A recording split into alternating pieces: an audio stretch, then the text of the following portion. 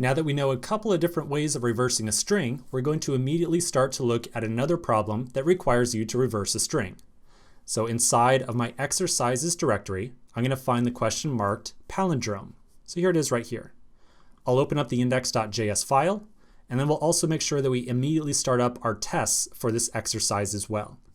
So I'll flip back over to my terminal.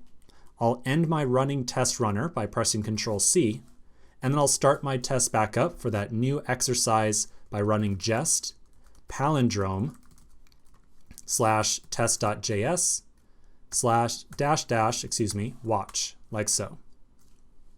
So that will start up our tests, and it looks like we have 5 passing and 3 failed right now.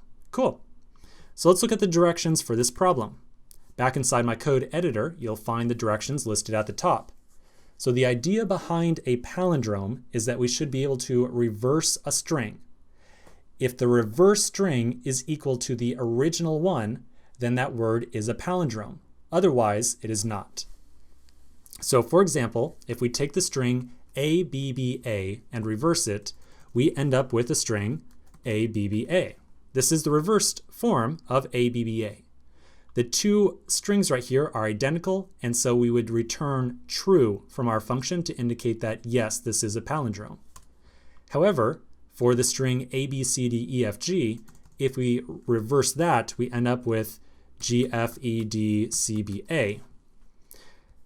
This is not equal to the original string, and so we would say that this is not a palindrome.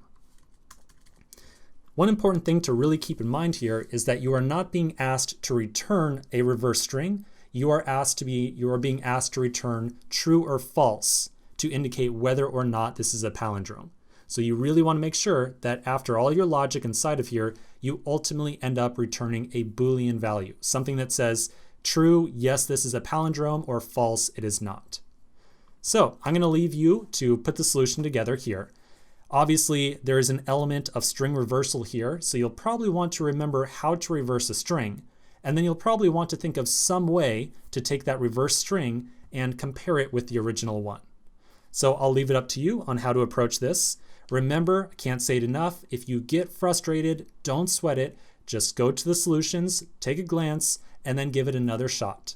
Don't get frustrated here right at the beginning. If you get frustrated now, it just means that you might end up getting too frustrated and end up quitting. And all we really care about at this point is seeing enough problems to get a really good sense of what you will be frequently asked inside of an interview. So give this a shot, and I'll see you in the next section, and we'll take a look at some solutions.